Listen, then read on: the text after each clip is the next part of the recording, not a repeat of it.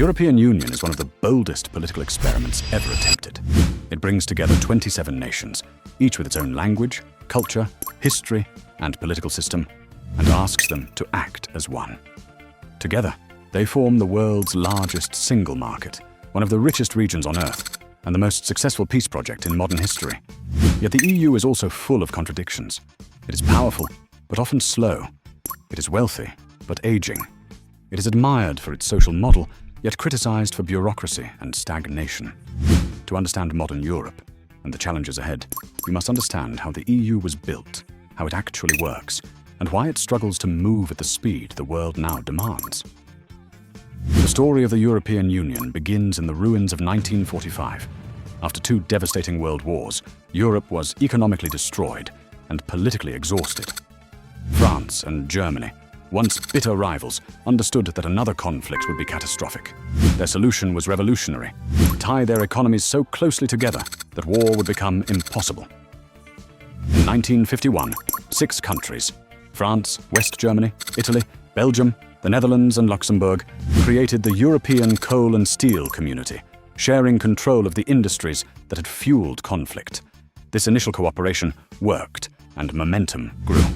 By 1957, the Treaty of Rome established the European Economic Community, aiming to create a shared market among its members. Over the next decades, new countries joined, old borders softened, and the idea of a united Europe became a reality. By the time the euro was introduced in 1999 and the EU formally established in 1993, Europe had transformed from a battlefield into a union built on cooperation, trade, and shared sovereignty. To understand the European Union, you must imagine a system with several layers of power working simultaneously. At the top sits the European Council, where Europe's presidents and prime ministers meet to make the continent's biggest decisions. They set the overall direction of the EU, but do not pass everyday laws. Instead, they deal with the most important issues: enlargement, budgets, sanctions, climate goals, and migration. Nothing happens without them. And because every major decision requires unanimous approval, disagreements between leaders can paralyze progress.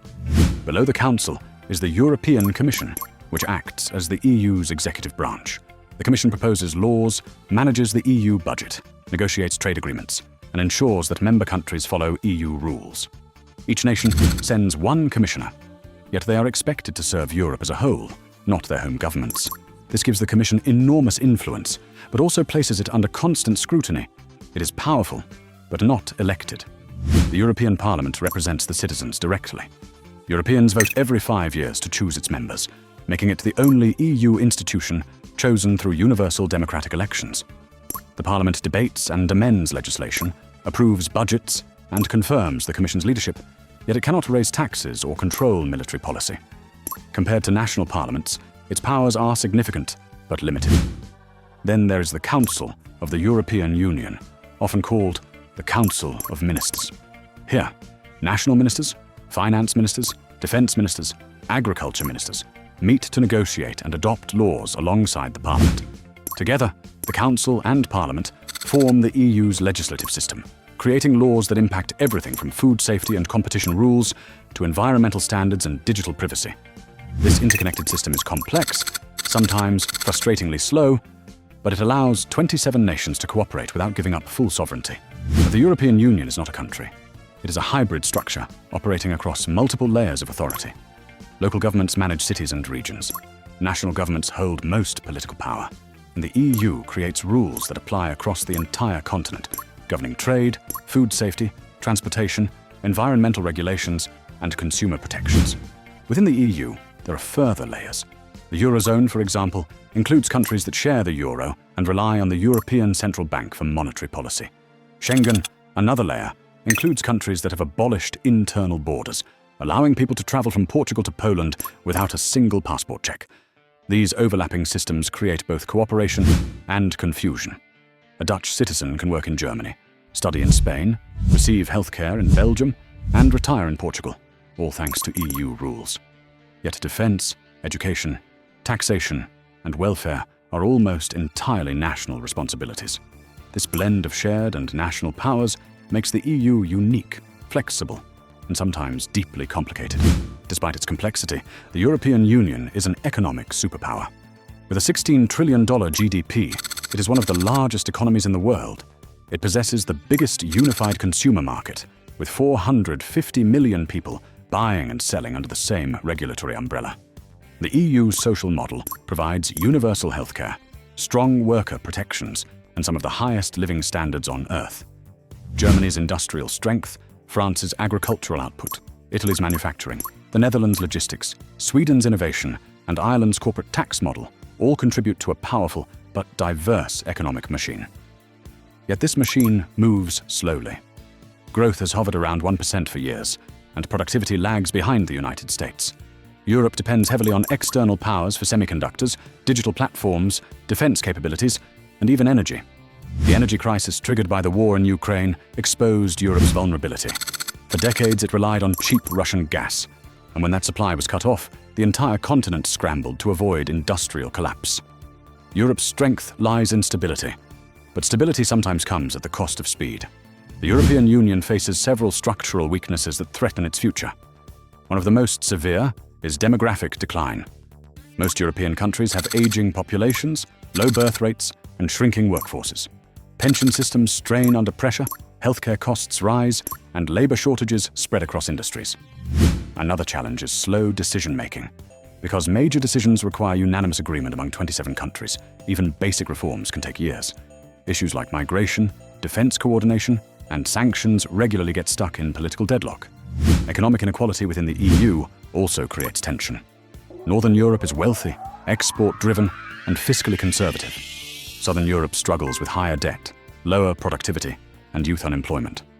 The euro binds these economies together, but without the fiscal union of a true country, the system remains fragile. Meanwhile, global competition intensifies. China dominates manufacturing. The United States leads in technology and AI.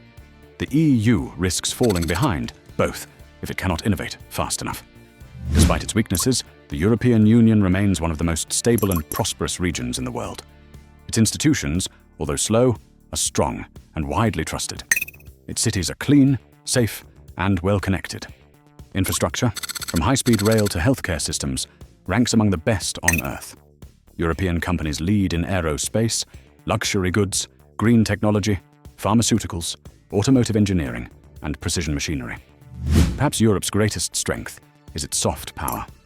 People around the world want EU passports, EU standards, and EU protections.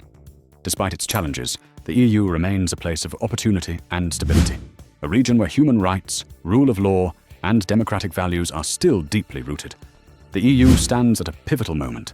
It faces global shifts in power, technological change, climate pressure, and rising geopolitical competition. To stay relevant, Europe must reform itself.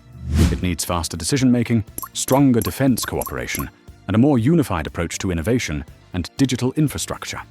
It must modernize its energy systems, address inequality within the bloc, and find a sustainable approach to migration. At the same time, enlargement is coming. Countries like Ukraine, Moldova, and several Western Balkan states are waiting to join. Their membership would reshape the Union, economically, politically, and militarily. But it would also increase the EU's complexity and require deeper integration. Europe's future depends on whether it can evolve from an economic union into a true geopolitical actor. The world is changing quickly, and the EU must find a way to move faster without losing the consensus-based model that has kept peace for decades. The European Union is unlike anything the world has seen before. Not a country, not an empire, but a new political structure born from history's darkest moments. It has turned former enemies into partners, removed borders that once divided the continent, and created prosperity across a region once shattered by war. It is imperfect, often slow and constantly debated, but it represents one of humanity's most ambitious attempts to build unity out of diversity.